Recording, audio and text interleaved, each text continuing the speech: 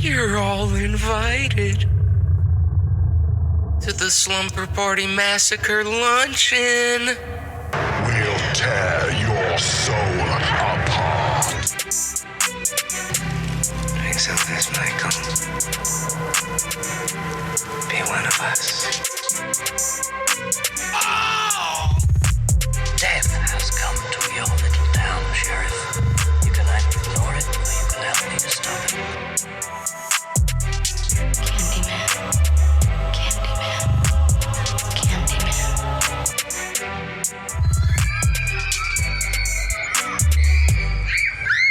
Hello, Ookie Spookies. Welcome back to another episode of the Slumber Party Massacre Luncheon.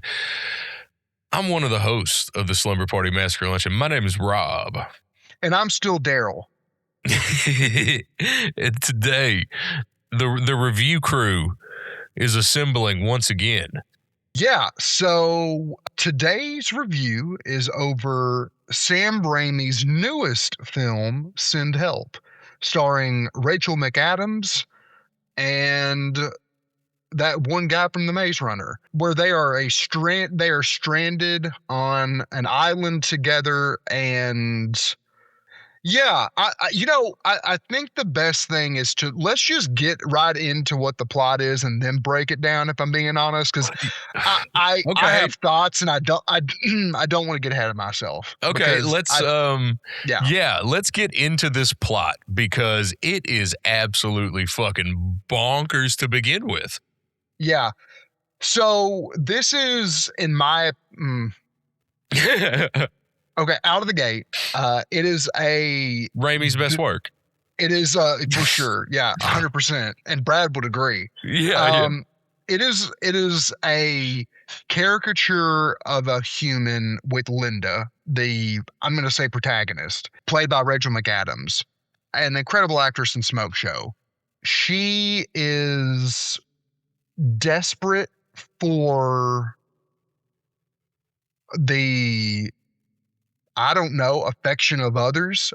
She is very kind, is very hardworking, and is constantly looked over and shit on. Yes. And she works for a company played by Dylan. I'm forgetting his last name. Dylan something's dad.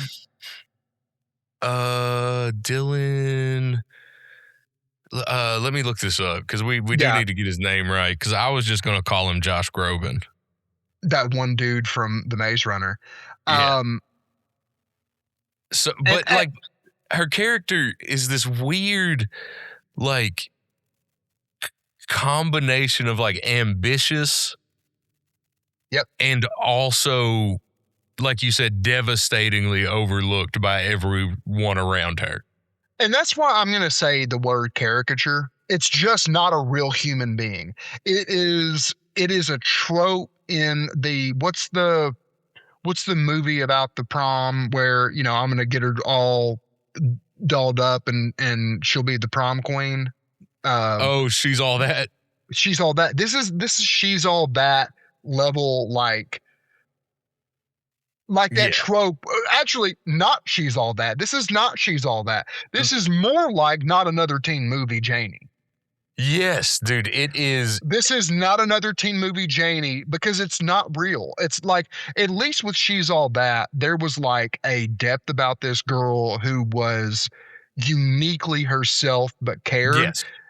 Like didn't care, and just like she went along to the beat of her own drum. Janie from Not Another Teen Movie, this is more like that, where it's like this is a joke of a person. Yeah. And it annoyed me from the fucking start because I don't love movies that do the like everybody's laughing at the one person, because I'm a big empathetic human being, and I don't care for that. Sure. I don't care for the like everyone's in on the joke about this one person. Yes, dude. So, and there's some situations early on where it's like, I guess we should just continue this plot. Yeah. And I'll get to the. Yeah. Okay. So early on, you could tell she's an incredibly ambitious and hard worker. She hands her douchebag of a boss files for a report and expects to be the person delivering the report because she put in the hard work. It is clearly, and fastly shown she's not going to be the one in the room. The guy is going to take credit for it. Again, another trope. Which is crazy, dude. Like, because she's supposed to be the big boss's, like, right-hand man with the numbers. Which is the next scene, right? So And he never threw you a fucking bone? So that's the funny thing is you go to the next scene. So she gets she hands the thing to the guy. Yeah, He goes yeah. in there. He clearly takes credit. She hears it. She's disappointed. Yes. Then comes the squad of goons with the CEO died and his son takes over. Yeah. Dylan, did you get the last name? O'Brien. Dylan O'Brien. A great actor. I actually really like Dylan O'Brien. He was a lot of fun in this movie. He really was. Yes. Nobody was in the same fucking movie. Nobody was in the same movie. That is my complaint. So Dylan O'Brien is classic Nepo baby douchebag. He is brought in there by the voice of Nationwide, who is his late father's right-hand man. Yes. On the way to the office to kind of get settled, Linda talks with him and shoves her tuna fish sandwich in a drawer, has some on her lip. It repulses him. Yes. Bitch, it's fucking tuna. I will die on this hill. Tuna fish is a superior sandwich. It's not the best out there, but go fuck yourself. It's a good sandwich. It's a great sandwich. It's a great sandwich. You can't give a motherfucker a... Yeah, dude, listen. I'm going to die here. Tuna fish is that utility friend. It's the friend you can count on. It's the one that gives you sustenance. It's the one that you can call when you need to get your shit moved into a new apartment. Tuna fish is the utility sandwich. And this rich-ass bitch boy who's never had tuna out of a can, could not take the smell and the thing on her mouth, did not give her the heads up, repulsed by it, goes into his office, says, "Who is that girl? She's disgusting." The right-hand man, the chief of staff to the dad, is like, "Oh no, she's supposed to be the next vice president. She's a wizard with numbers." Yeah, like she's the dude. She was groomed. Your dad relied heavily on her. Yeah. And he is like, "Yeah, no, I've already promised that job to my boy Dom." And he's like, I'm telling you, that's not a good idea. You're making a mistake. You need to have her on your team. He says, "It's done." She finds out about it. The girl behind her in HR, who's like, "Oh yeah, no, he got the promotion," storms in his office while he is interviewing hot secretaries. Again, another trope. Yes, dude. They cannot make this guy less of a tropey douchebag. She delivers her like what the fuck speech. This is where I really like Dylan O'Brien in this movie. This is a part of this movie I like. I thought his charisma. This is where Sam Raimi, I'm like, okay, this is a fucking trope movie, and it's nothing but a trope movie. Yeah. Then he pulls on his charismatic, smart douchebaggery, where he's like, "Hey, prove me wrong," and he manipulates her into doing all the hard work for this merger that they have to close that she was going to do anyway. Right. Makes her do the hard work while the boy Dom gets the promotion. Yep. So let's fast forward a little bit. She accepts it. She sees it an opportunity that is not. More awkwardness as they go to, I believe, Bangkok to Thailand. Can we say this is in the in between? This is where it's revealed that she is a huge fan of Survivor. Correct. So they are on the plane, and while she's crunching the numbers to get this merger wrapped up, the four douchebags are sitting in the front of the private plane, and the Dom, the asshole, the guy who stole her work and called it his own, says, "Catch a load of this," and is humiliating her, and it's her audition tape to be on Survivor. Yes. And listen,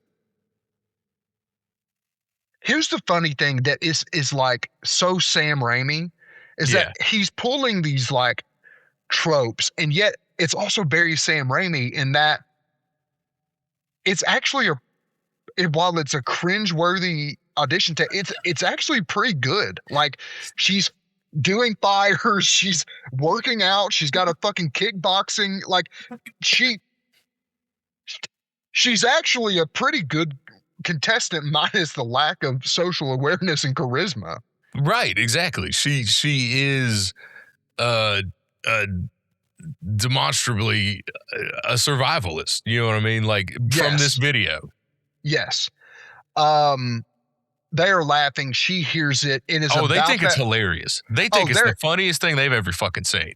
Oh, very much laughing at her. She hears the giggles. About the time she finds out she's the butt of the joke is when shit goes tits up. This is when the engine goes down. Hey, everybody, buckle your fucking seatbelts. Yep. And buckle your seatbelts is not quite quick enough. Yeah, dude. Because they can't quite get there. Like, it's almost funny how quickly they can't get their seatbelts on, right? I know, man. At that point, Dom goes flying to the back. Turbulence engine goes out.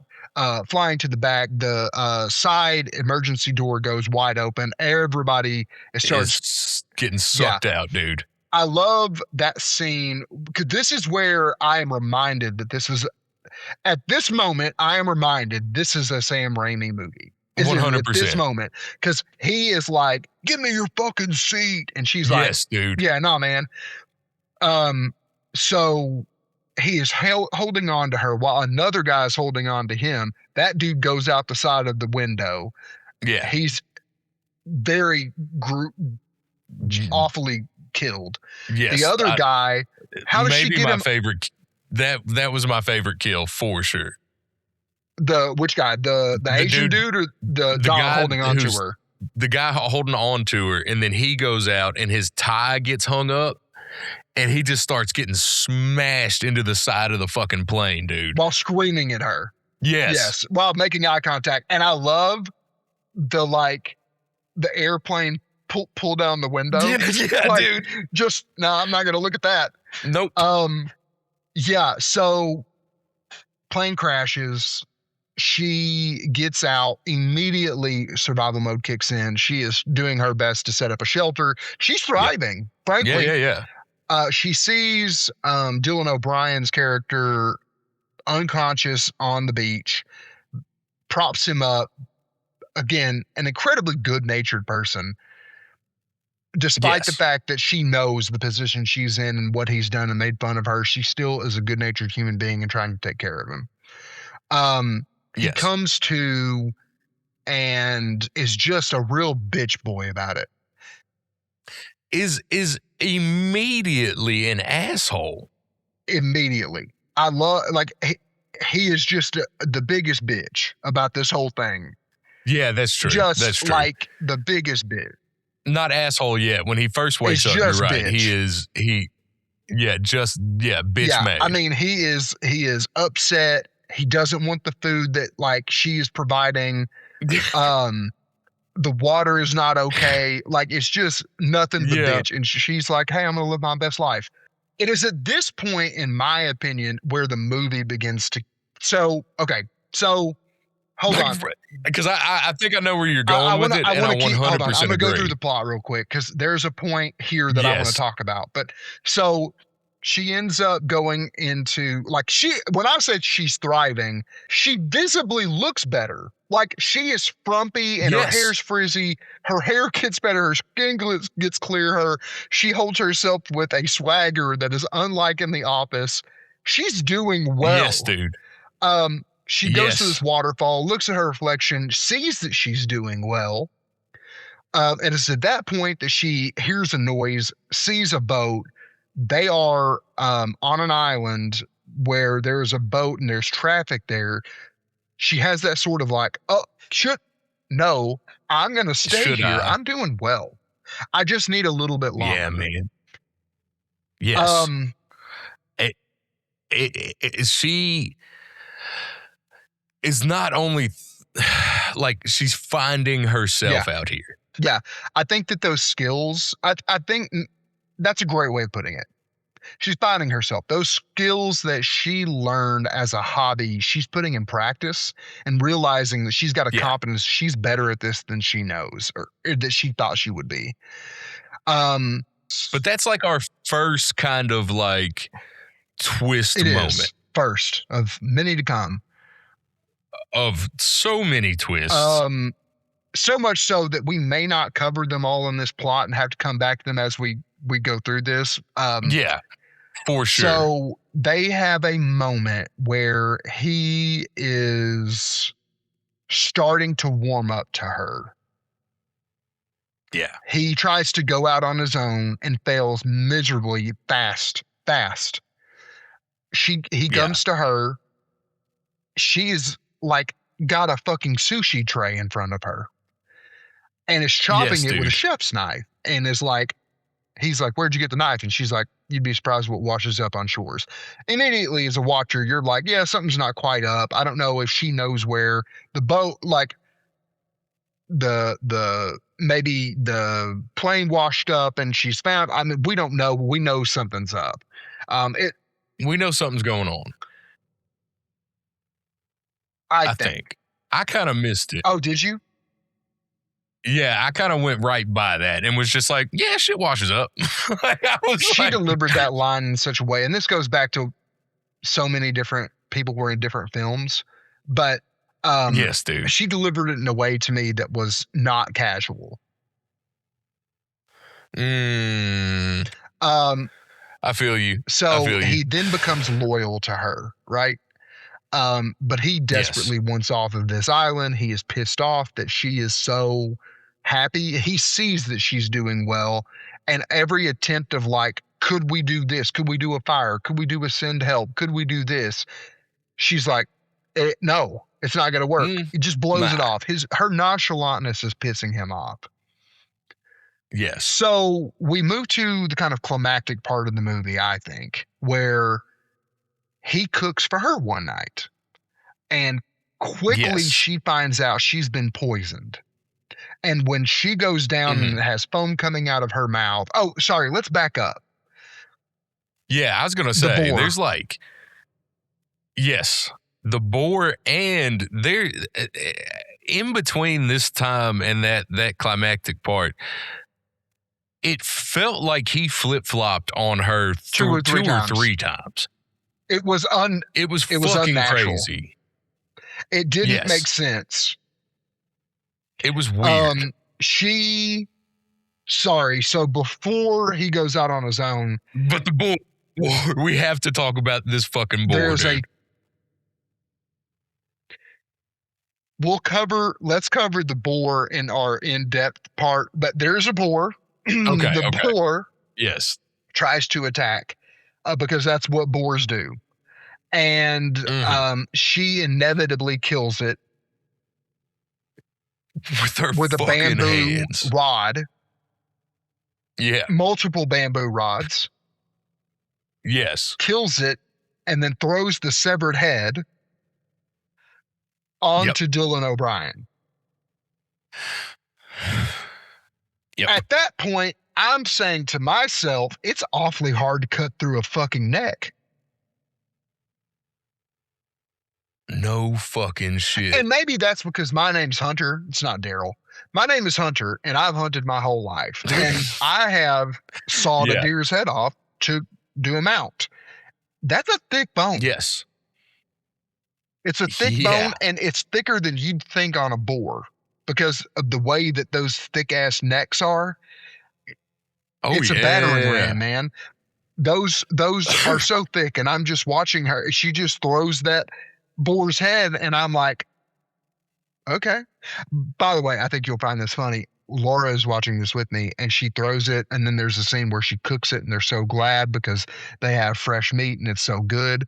And I looked at Laura, and I went, that's how you get trichinosis. She didn't cook that long enough. That's how you get trichinosis. Yeah. No doubt. No fucking doubt, dude. Did I miss anything between that and the scene? I'm trying to think if there's any. She takes him up to the top of the thing. She almost falls. Oh, this is one of those back and forth moments. Yes. She takes him Yeah. up to the top of the mountain to show him basically the layout of the island and where It's- not to go. Where not to go It's- is where she saw the boat. I just kept thinking, everywhere the light touches Simba. Oh my God, Suge, that's exactly that is the speech. That's the speech. Yes, dude. Yeah, it's the Lion King. Don't go there. We don't go Maybe there. I am a curious pessimistic, but the moment that someone tells me, hey, don't go there, you'll die, I'm going to go there. If they say there's vines that will kill you, I'm going to go. And if there's not vines, then you're lying. I'm going to check no your shit. dude. Yes. Especially in this situation. But again, we've established he's a bitch boy. He knows he'll die without her. She shows him a berry. She wipes it on her skin. She gets a skin rash so fast that it is humanly impossible. It's fucking You want to know nuts. how you can test to see if a berry is poisonous? Look at there. And I'm like, doesn't go that fast. I mean, like, I have some of the most sensitive skin known to man, and I mean, it'd have been at least an hour. I'm telling you, dude. Like, I can walk near poison ivy and break out. Seconds. She wasn't done rubbing the berry. No. The rash, and it was a fucked up rash with boils and shit. Man, it looked like. Do you remember those infomercials growing up where it was like a black Etch-a-Sketch type thing, and you could have those colorful markers that you would color on it? It was like that. Yes. Absolutely. Just the CGI of just What were wiping those? that. It was just like that. It was insane.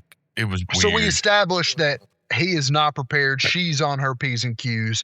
She almost dies. He saves her. She is grateful, and they have a heart-to-heart where they talk about like her abusive husband.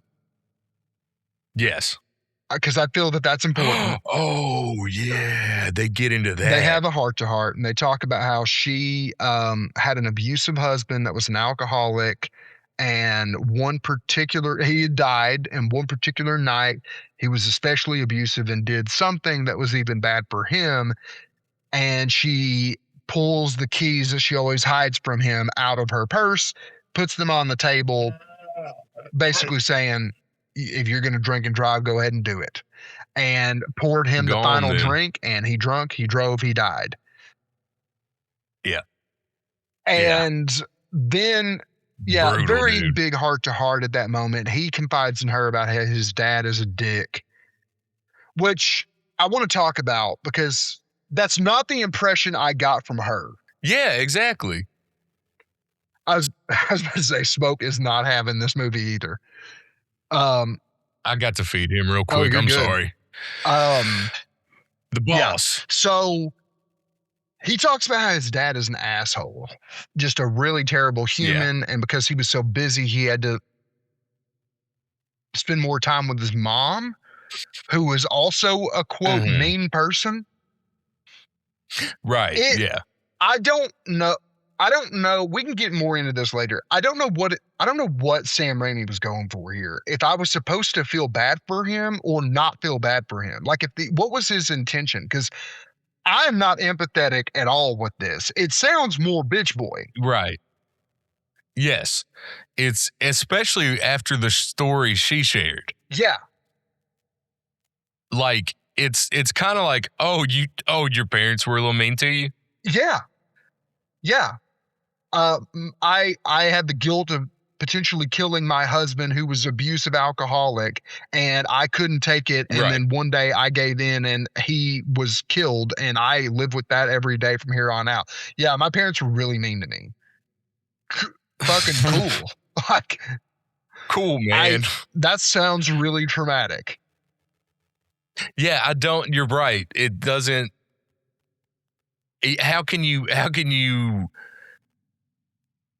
after that kind of like gut wrenching, like story of like just absolute like turmoil and then accidental death and the implication that it could be your fault, and it kind of is. Oh, it was very much. She gave it to. She knew it. She and her guilt was is that it was essentially murder. I know, and but how do you give any kind of like weight to what he shares after that? Like it's just it's really, it felt uncomfortable. I've got some theories, and we can cover that. But I've got some theories. Yeah. Has that he then volunteers to cook for her the next night. He cooks for her. She's clearly poisoned, foaming at the mouth. He rushes to grab a raft that he's been building, and it looks mediocre. As she's dying on the beach, he gets on the wave, starts, he makes it past 2 medium-size waves. Turns around, says, "Fuck you, Linda," with double middle fingers. Hits the next one that flips it breaks his raft apart. Breaks his raft. Flips him over, and he washes back up onto the beach, drowning or like coughing up stuff, where she pukes. Oh my God, this was just not necessary. This I didn't was think. so Sam Raimi. Sam really Raimi was. is so big into body fluids. This was such a, and just it was not just one, but like 3 times. Throws up directly into his face and mouth. Saves him the next day. Bright lights, incredibly uncomfortable. I'll say it is so quickly to the next plot point, right? So it's just very whimpering, like, I'm sorry, I didn't mean to kill you, I just wanted to leave. And she's like, I know you didn't actually want to kill me. I know that you're not that kind of man. Yes, dude. She then hands him food. He eats it. He starts to go numb. And it's one of those, she feeds him an octopus that is one of those neurotoxins where you're numb, but you're there. Yes, yeah, you're awake, but your body's asleep. And she then pulls that knife out and begins to tell him that she once had a dog that was crazy, and Dad said it's not his fault. He just needs to be neutered. One of the, in my opinion, tensest and best scenes in this entire movie happens right here. 100%. And I feel like should have been a pivot point. If this anything. Was it. That should have been it. Yeah. She goes, I am watching this thinking, this is a flex. She's going to scare him. And then you hear squelching. And then you see blood squirting. And I'm like, oh my God, she castrated him. He's crying. And then she pulls the rat. She did this to a rat. He couldn't see it. And she leans in very menacingly and says, "Oh yeah, do not mistake my kindness for weakness again." At that point, the relationship has very much changed. He is disgruntled. He is upset. He does not like her, but he is scared and he is neutered, like emotionally. Yes, 100%. She has taken away all of his masculinity, has put the fear of fucking God into this boy. I think what I liked about that is where they're having that conversation, and she's like, if you had built a raft with double flashing, you would have survived that, but I didn't teach you that, which is a very much like, you're not going to survive on your own nod. You were never going to live without me. So he's very... You couldn't even escape, right? So she goes out and she does her thing, and she goes to an opposite side of the island and sees, this is fucking insane. And go ahead. I forget what they're called, but like a canal boat, like a canal boat, not a speedboat, A fucking canal boat like you would see in Venice. Yep. Like a gondola. Comes up with his fiance. Who is another fucking cartoon Absolutely character. not a real human. Not a real human. Sees her. Oh my God, I can't believe it. She said, you guys survived. Yeah, where is he? You can tell from this moment what's about to happen. She is like, did anyone see you? Is it just you, or is there a whole search party? Takes them up to the top of the mountain. At this point, you're like, okay, we get it. Yep. Sends her on her way to that point where she almost fell. Ledge gives way. She's about to go down. Guide, who drives the boat, comes up, grabs her arms. Is pulling. Yes. Almost has her up. They're dead. They're dead. Try to get past this a little faster. The next part is just more like he's thriving a little bit better. He wants to go out on his own. She's going to follow him. He does go out on his own while she's dealing with some shit. He finds her hand. A hand. Like you didn't bury it well enough. No shit, dude. With her engagement ring, he walks up, he sees the hand. Yep. Holy shit. Oh my God, I recognize that ring. It's Black Hand. Yep. Immediate. This is when we enter in the next chapter of what this movie is. Yeah, this is another This is the flip. War of the Roses. Yes. Yeah. 100%. Because this is where I know what you did. He comes in guns hot. I know what you did. He shows the ring. It is just them fighting each other. Yeah. Very War of the Roses style. Getting good hits in, trying to fight each other. She, in the woods, gets that knife and stabs him a good, like very gruesome, like he gouges one of her eyes out. She stabs him in the ribs. He is pretty much dying. I mean, like you could survive, but like he's going to die on his own. Goes to the boat beach, sees what we have as viewers not seen, a fucking millionaire mansion. Is on this island. And that's where she gets the knife. Oh. Yep. And all the fruits, the fish, and the groceries, and everything. Yes. She has not been thriving as well. And I'm not going to lie. It's at this moment that I go, yeah, because I didn't think that whole island would have mangoes and bananas and a lot of fruits that aren't necessarily native there. Exactly. Yeah. When she brought that whole bushel of green bananas, I went, yeah, dude. So you just brought one? Yeah. Anyway, so he goes in this house, and then over the loudspeaker in this house, because she at that point is aware that's of course where he's going. That's when she delivers her very menacing speech.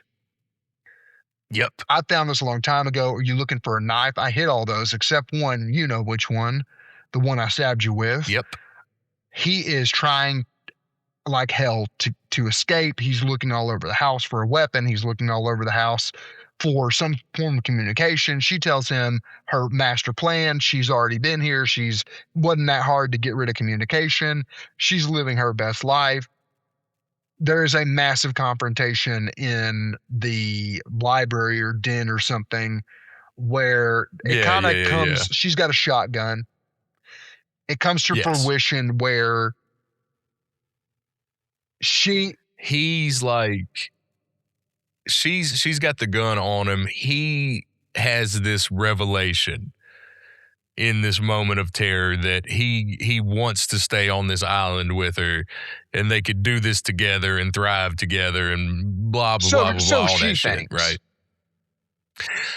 Correct. Until she notices that one of the bull figures is missing a horn, and that's when she realizes, oh, he's playing me again.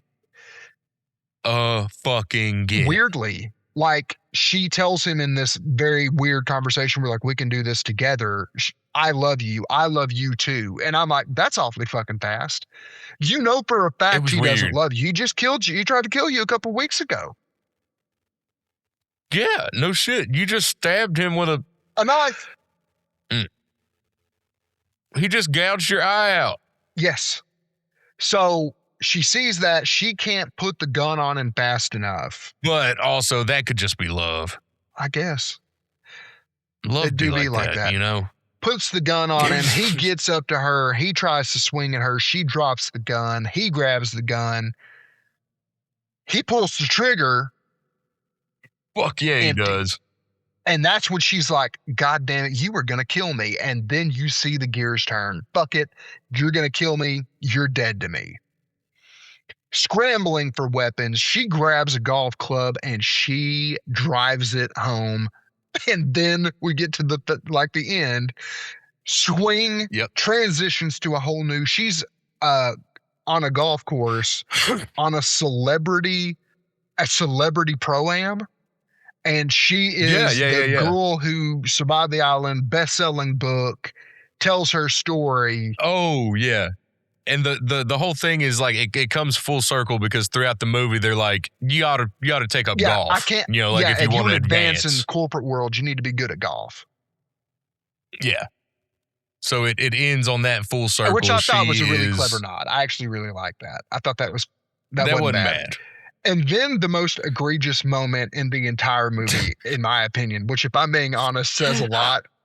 The most egregious moment in the whole thing. Two things back to back. She hops in her very nice convertible and is driving off into the sunset on a coast with the wind in her hair and her goddamn bird in a bird cage in a convertible. Yeah, Have you ever seen a dog with its head out the window? A bird in a bird cage. Yeah, dude. A normal, like, cartoon-ass bird cage in a convertible. Yep. That's animal abuse. Speeding away. It's fucked That's up, animal man. abuse. That'd be one scrambled-ass parakeet. And then she looks in the camera and breaks the fourth wall. Yep. Which is also very Raimi. It doesn't make it any less off-putting. Usually done much better. This was not. No, this was kind of just a fucking blah right at the end. I know that Ash breaks the fourth wall, and I don't mind that. Yes. This was not that. No, Ash is cool enough to do it.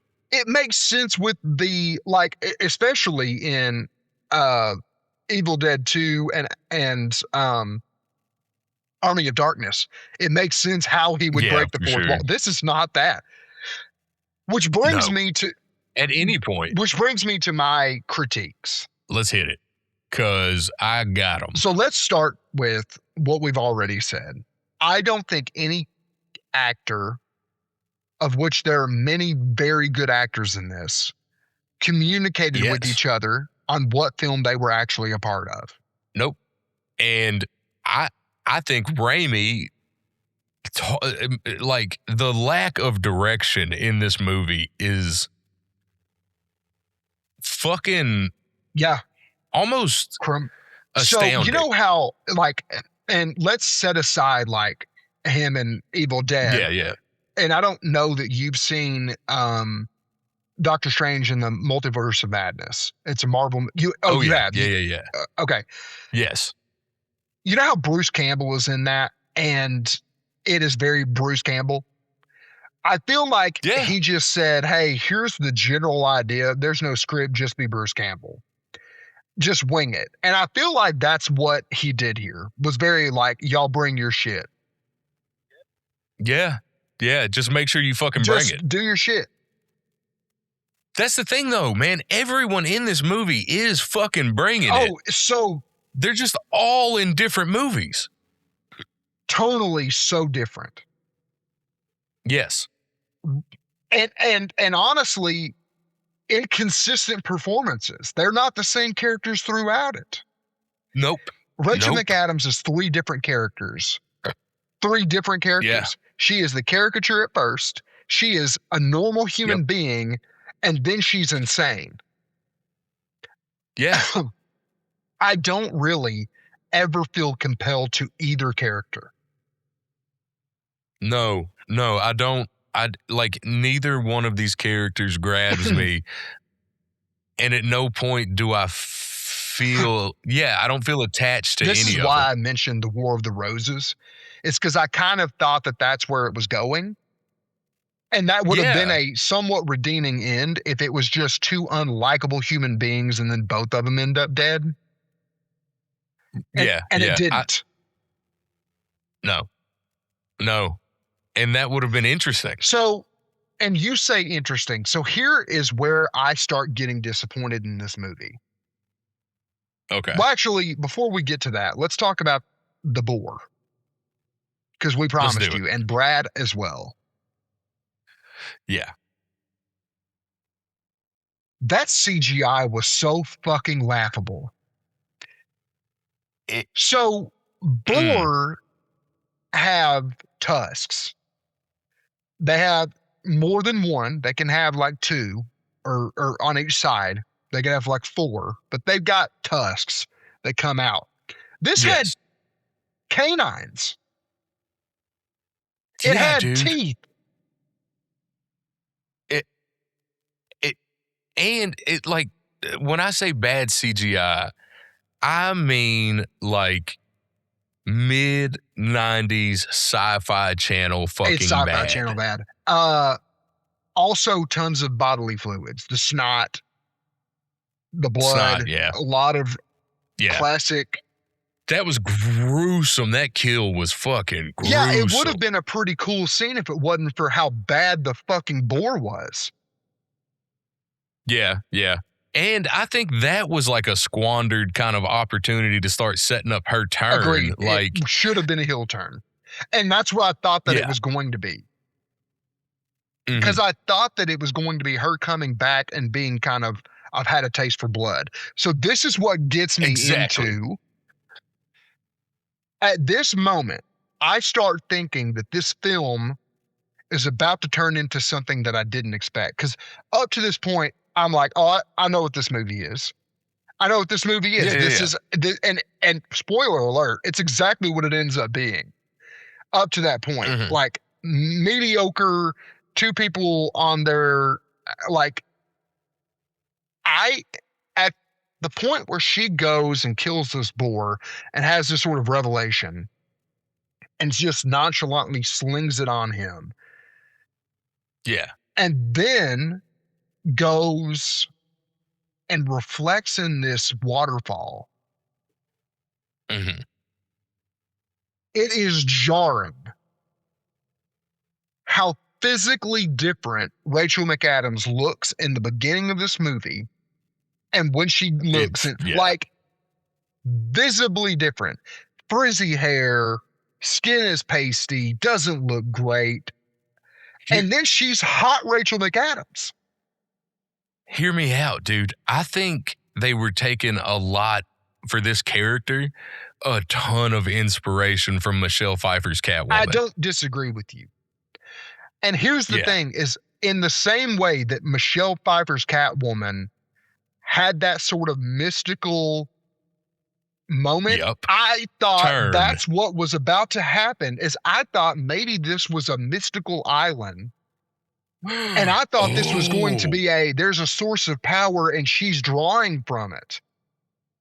That's what I thought. That's what I thought. I thought that it was going to be a dope moment where she ends up getting this inherent power from some mystical source and she doesn't want to leave it.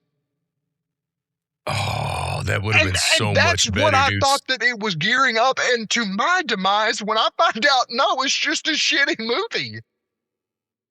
Yeah, it's just I want to take a moment as a viewer and say there is nothing more disappointing than watching a TV show or a movie and you have a cooler theory than the movie, or we saw it with Game of Thrones in the final season. We saw it with Westworld's season 1 finale. We see it all the time where you have these cool ass fucking theories in your head and you have this cool thing and then it turns out to just be a fucking flop. And that's what happened here. It belly flopped so hard because I thought that's what this was going to be, was this sort of like Sam Raimi twist of like cosmic dread kind of I thought it was going to be kind of Evil Deadish, right? Where it's like, these people are in a cabin and it turns out not to be what you thought it was. That would have been a good fucking movie if you get there and the island has some ancient fucking power. Yeah. There was even a point in time, and this did not last long. There was even a point in time in that movie where I even thought that this was going to be a Shyamalan split moment where it was a part of the Evil Dead universe. There was a moment where I thought that this was going to be a secret Evil Dead movie. That would have been cool. That would have been anything would have been cooler than what he did. And hear me out. What do you think about this? I think they squandered that moment. I think at the moment with the rat, I think it should have been his fucking nuts, and we should have just gone full horror hostile. That's what I thought was going to happen. Yeah. Like they should have just dove off into that. Really, if I'm being honest, you wasted a rated R. Because what you did with your rated R was not enough. It was the boar scene. It was the rat. It was the plane. And a little bit of a little bit of violence in the Battle of the Roses, the War of the Roses. A little. Yeah. About 7 minutes worth. Maybe, yeah. And it just this could have been a PG-13 movie. Fact. Probably it should have been. It probably would have been better if it were a PG-13 movie, because then my expectations would have been going into this. Oh, I know what this is. Yeah, dude. And I think if it had gone PG-13, Raimi, horror comedy, could have been a great movie. If it had done any of the cool shit we just named, could have been a great movie. I'd like to say it has the bones of a good movie. Agree. I couldn't agree more. It does have, this is not an entirely shitty movie. No, I finished it. Yeah, it's not a DNF, but it is not, it just had so much potential and so many bones to give you hope for it not to do what you wanted it to do. Yeah, man. And again, so let's talk about some character performances. We've already talked about Dylan O'Brien. We've already talked about Rachel McAdams, but I want to talk about that girlfriend performance for a minute. Dude, let's get into that. Because she shows up and is like, it feels like, it was almost like she was doing that character from The Good Place. Yep. What was that? Are you talking about the AI? No, Jamil. Yeah. Yes, correct. Yes, I get what you're. Yep. Just loud and bombastic and hoity-toity. Yes. Not a human reaction. She shows up in a full-on comedy. Yes. Not a good one. A slapstick Adam Sandler movie. Yeah, dude. It's bonkers. And I actually liked her desk mate. Oh, yeah. I liked her desk mate a lot. She conveyed a lot with just looks. She did good. Yeah. She was good. Dom was good. Like all the douchebags on the plane. But again, tonally, from start of film to Waking Up on Island is one movie. Is one tone of movie. Yes. Waking 100%. Up until Rat Balls is one tone of movie. Yeah. Waking up until Rat Balls to War of the Roses is one tonal movie. And then your ending credit with Happy Gilmore is another movie. It is a Happy Gilmore ending, dude. Holy it's shit. Just 4 different fucking movies. Think about if someone said, we're going to binge. We're going to binge. Yep. Sorry. Not another teen movie. And then we're going to do Castaway. Yeah. And then and then whatever Rat Balls is. And Hostel. And then War of the Roses. And then Happy Gilmore. And you're going to be like, what? Fuck, talk about Are you whiplash, insane? bro. And that's what that movie was. It was so inconsistent. It was like parts of it wanted to be a Sam Raimi movie. Parts of it wanted to be a Sandra Bullock vehicle. Parts of it wanted to be like, I can't wrap my head around what he wanted. The 2 movies that I have seen that have behaved similarly to this were both movies in which the director or writers got switched halfway through it. So Joss Whedon and Zack Snyder's Justice League. Yes, dude. And then Han Solo, which I can't remember, was it Phil and Lord or some comedic duo? And it was I think Phil and Lord ended up doing it. No, they started right? it, and then it was Bryce Dallas Howard's dad. Ron Howard did the second half. I didn't know that. Oh, and then I like that movie. Yeah, but it's 2 different movies. Fair. Another one is Fantastic Four with Josh Trank. I still haven't seen that. It's one of the worst movies I've ever seen. Which one was that Fantastic Four? Is that the most recent the one? Miles Teller one. No, the most recent one actually I really like. Okay. Yeah, the Miles Teller one. Yeah, that one's real bad. Yeah, that one. That one is the one that Josh Trank got his, like, he did really good with that movie where the kids get the superpowers. The kind of found footage film. Oh, Chronicle? Great movie. He gets his launch Chronicle. And then pulls a full-on Shyamalan, acts like an asshole, causes thousands of dollars, tens of thousands of dollars of damage in a hotel, and then ends up getting fired from the project that brings somebody else in to do the final wrap. So that's kind of what I felt this movie did, was almost like they changed directors or writers or studio interference throughout it. It almost makes me feel like there's another cut of this movie. Or you think it had a lot of reshoots? It feels like a lot of reshoots. That's what I think. It almost feels like he delivered an entirely different movie. He pulled a Snyderverse where he has an entirely different cut of this. Mm-hmm.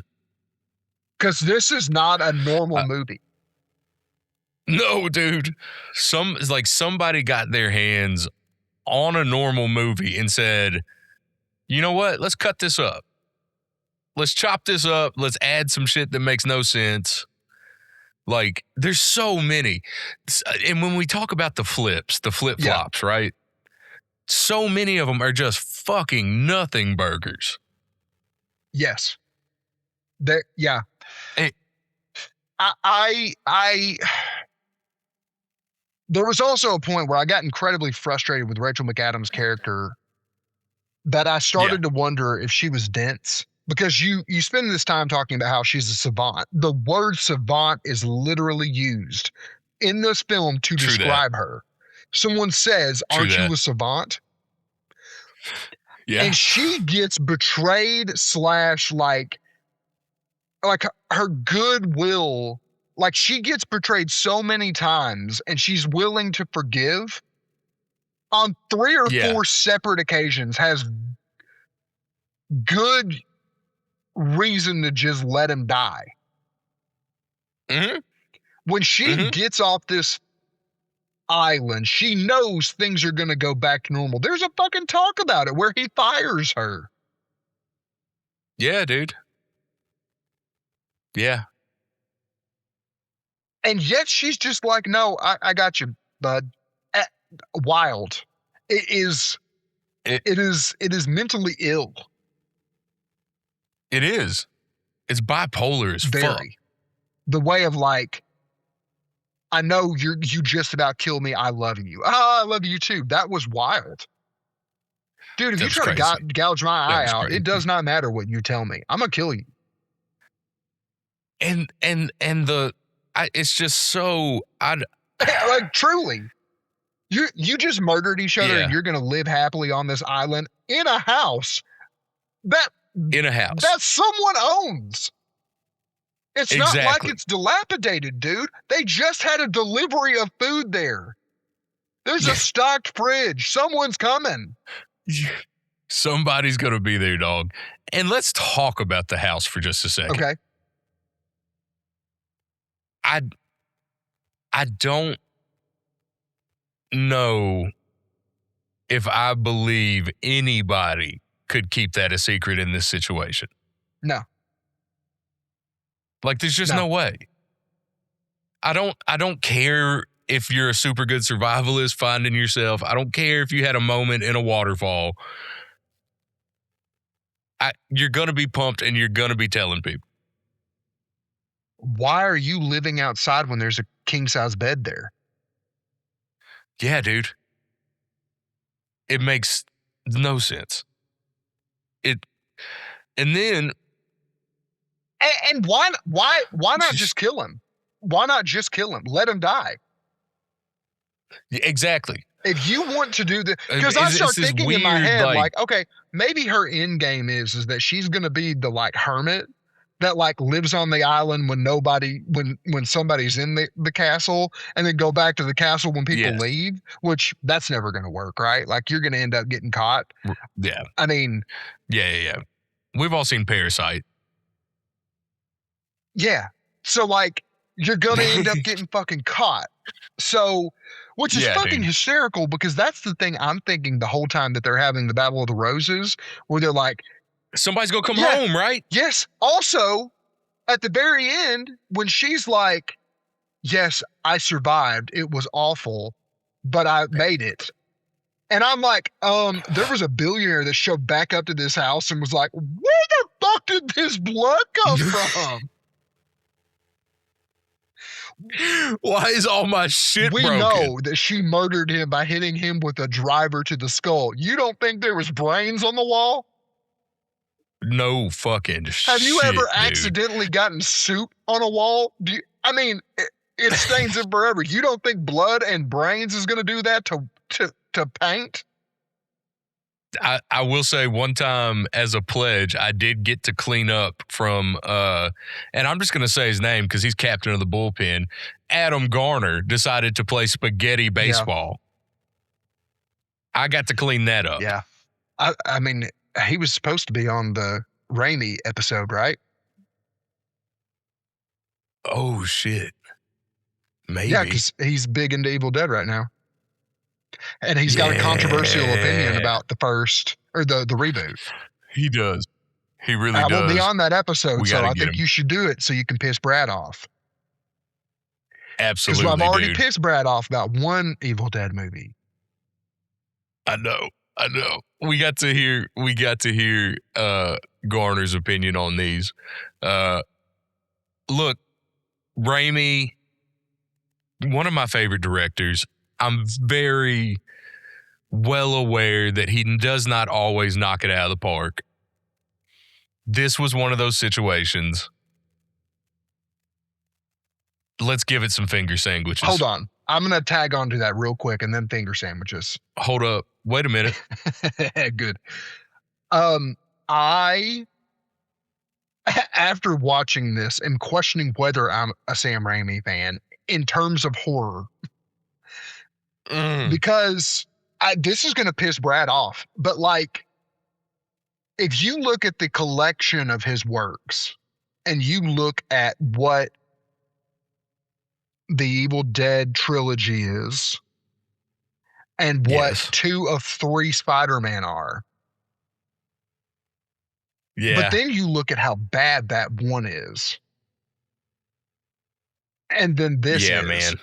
I'm wondering if maybe he is just an inconsistent director. And I'm not so bad as to say he's a bad director with good hits, but maybe he's a Shyamalan where he's got some fucking swings and he's got some fucking strikes. He no doubt and does. I'm not gonna die on that hill. But I just and this was off-putting enough for me to question whether he Raimi is in question to be one of the greatest directors ever spoken. Should he be on a top 20 list? I don't know. I don't know, dude. I think that you can separate a standout work. This is not a Scorsese. This is not like, if you want to put like, in my opinion, as a stats nerd who does stats for a living, you got to ratio it. And what is their good to bad? And I think his knockout of the parks versus his bombs versus his it was good enoughs is not great. His mediums was not good enough to say that he's the greatest of all time director. But I think that the things he has done well, he's done spectacularly well. Genre defining, you know? Twice he's done that. Spider-Man was at the time genre defining. 100%. And I lose track of that a lot of the time. Yeah. But you're right. It set the tone for superhero movies for the next fucking 25 years? Yes. Okay, finger sandwiches. Yeah. We'll save the deep discussion Raimi stuff for Raimi. On this one, man, I'm going 2. I'm going 2 out of 5 sandwiches, dude. It's 2 for me. I don't think it's bad enough to say 1 or 1.5. No. I also struggled a lot to give it 2.5 and thought about it, and I'm like, I just disliked it more than I liked it ever so slightly. That's what it came down to for me too, is I was teetering on the half, and then the more we talk about it, the less redeeming I find about it. I can't get past my theory of where I wanted her to kind of like there be a primal power or something, and that's like she liked having a vacation spot. Yes. And yes, she was good at surviving on the beach, but then it gets cheapened when you find out that all of that cool shit she got was from a fucking mansion. So is she that good at surviving? It's like he cheapens himself every cut on the way. Yes. So, and there's not even really that turn into like I can commit murder, because she had that turn years ago. Yeah. So yeah, definitely for me, that is I think this was 2. I think it had bones. And had he done the full on like, this is a twist, and not in the twist that we got, right? Right. If we got a true, this isn't the movie you thought it was going to be, I think this could have been an easy 4. 100%. There's a 4 in here. There's the bones to a 4. There's a 4 in here screaming for direction. Yeah. And guys, I would love to say go watch Send Help. I really would. I think if you listen to this, you got it. I agree with that wholeheartedly. I think if you're a Raimi fan and you got to knock it off your list, then do it. Right. For sure. As far as horror comedies go, I don't think that this hit the peak of either. No, this was a in my opinion, a poorly executed thriller. Yeah. If anything. With awkward moments and just whiplashing pacing. Yep. And I think that's the best way. To put it. So we normally do dead homies, and I think we both have the same homie as Don. Oh, 100%, dude. Best death in the whole thing. There's not many that you get to see. Fact. Yeah, it cuts away. Why does it? Oh, God damn it. That's more than it leans into some gore. It cuts out of some gore. Yeah. We didn't really get to see Dylan's death. No. We didn't get to see the Asian guy's death or anybody other than Dom and the boar. Right. Correct? Oh, well, no, I guess we didn't technically get to see the fiance or the boat captain either. No, it cuts away. Yeah. So the first time we know they're dead. And then you get a second, we didn't talk about this in the plot, but you get a second cutaway where you get to see more of that scene where she actually murders them. It's not a ambiguous, I let them fall. Yeah. It was she walked over and threw the rock on his head to let them both die. And you don't get to see it. It's so fucked up, dude. This movie is so disjointed. Look, guys, I hope you like listening to this episode. We had a lot of fun doing it. If you like listening to the Slumber Party Massacre Luncheon, you should do yourself a favor and check out the other podcasts on the network. We're the Rebel Without a Clue podcast network. You can find our website, www.rebelwoaclue.com. If you want to get in touch with the Slumber Party Massacre Luncheon, be sure to reach out to us at theblackmanifold@gmail.com. You can find all of our shows on Apple, Spotify, and YouTube. I'm not going to name them all. There's so many of them. Horny Book Club, Black Manifold Transmissions, Open Heart. Get out there and listen to them. Also, get on Facebook. Follow the Midnight Mass with Reverend Rott and Brother Herman Innards for updates on live shows. And you can also get on Facebook and join the group for Kayfabe Cabaret. That is hell yeah. My newest show at Birdie's. We're doing it every Tuesday at happy hour from 5 to 7. Come on out, hang out with your boys, smash some beers, and watch some fucking wrestling. Love it. It's a good fucking time. Sounds like a great fucking time. I have so much fun doing it. I think that's all we got right now. As always, until next week, be sure to check under the bed for the monster and look over your shoulder for the boss. We're going to wrap up this luncheon. Bye. Later. Be one of us.